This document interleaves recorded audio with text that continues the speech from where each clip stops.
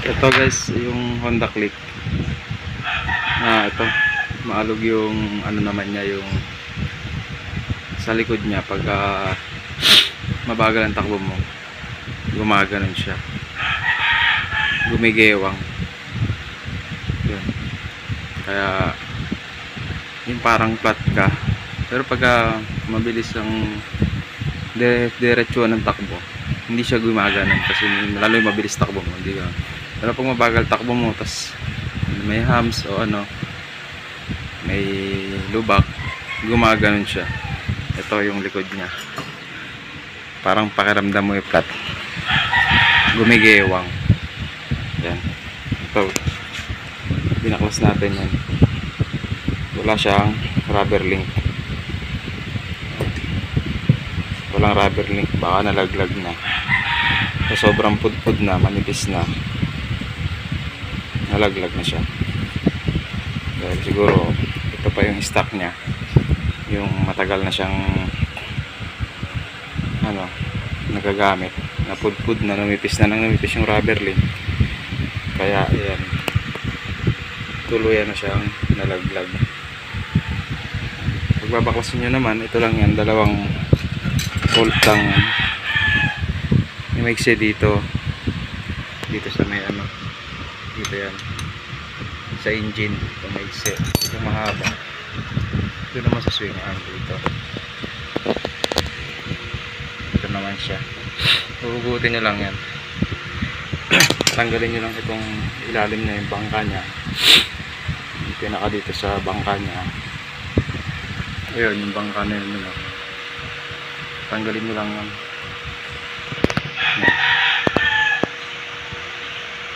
Yung tatlong yan, mahuhugot ko na yung matatanggal nyo na itong dalawang ball. Hindi na natin tinanggal yung tambucho nito. Ayun, kasi yung iba tinatanggal nila yung tambucho para mas maluwag gawin. Ito na natin tinanggal. Tapos tutukuran nyo lang ng para hindi siya lumaglag. Lalagyan nyo lang ng tukod dito sa kabilang side para hindi siya matumba.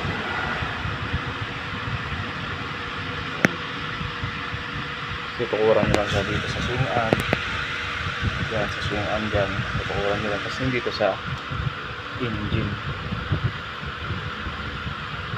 Ito nga hindi na ito yung engine at yung swing arm na lang. Tapos ito, tutukuran mo lang ito para hindi siya tumagilid, matumba, kasi nakakalas na yun. Ito naka-center stand naman ito, kahit hindi na kailangan ng suporta. Ito lang yung pinaka swing arm nya, pinaka chassis nya. Ito lang yung susuportahan natin. Tapos bibila natin ng rubber link, kakabit natin. Sigurado ito yun, pinigewa. So may rubber link yan, gumaganong-ganon kasi yan sa baga yung tawag nila support. Yan yung sa support nya para hindi gumalaw-galaw. So yan, bibila muna natin ng rubber link at kakabit natin ulit.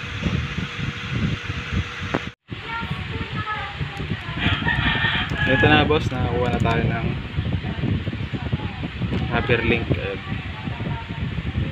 rubber link stopper. Kakabit natin dito kasi babalik na natin dun sa chassis.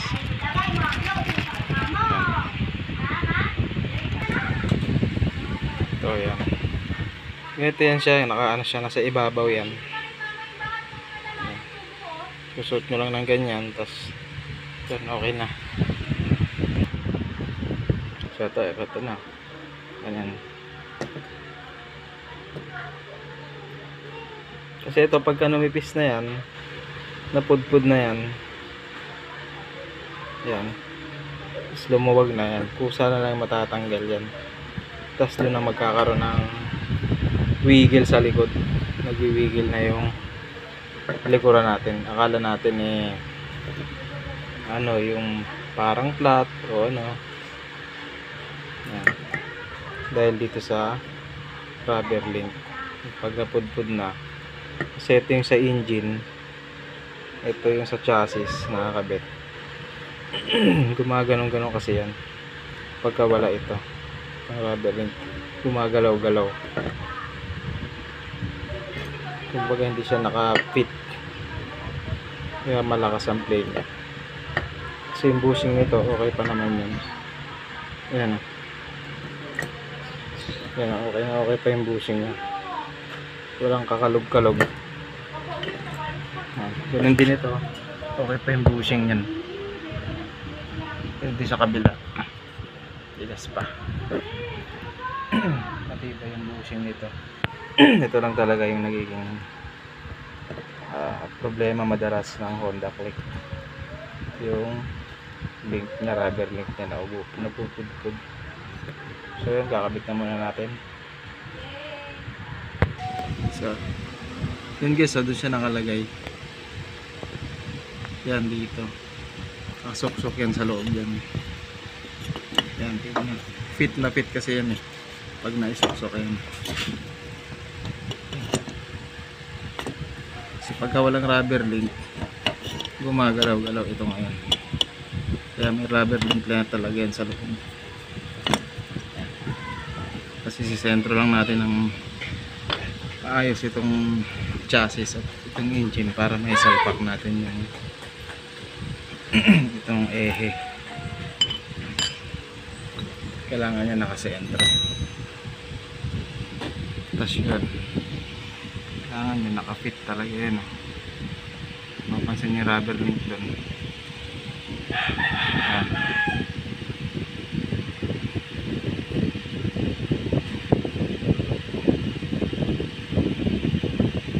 Wait muna natin. So ito guys, naibalik na natin ang dalawang tornilyo. Ayan. I-aalay nyo lang siya, katama nyo lang para may pasok yan. Kasi mas maganda kung may kasama kayo para may nag-aalala, kasi mahirap ibalik yan kung mag-isa lang kayo. Kaya naman, kaya lang ano, mas maganda, mas mabilis kung may kasama kayo. Tapos mayroon kayong mga pantuhog, kaya ng mga jack.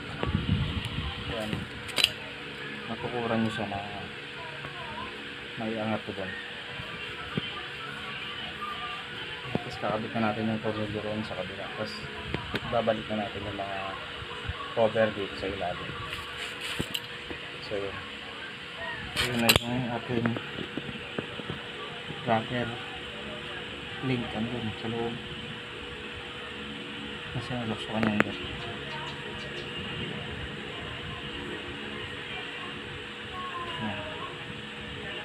Yan sa pinakaloob na yan. Nandiyan yung rubber link yan. Sa labas hindi nyo makikita yan dahil sinusok-sok yan sa loob. Yan.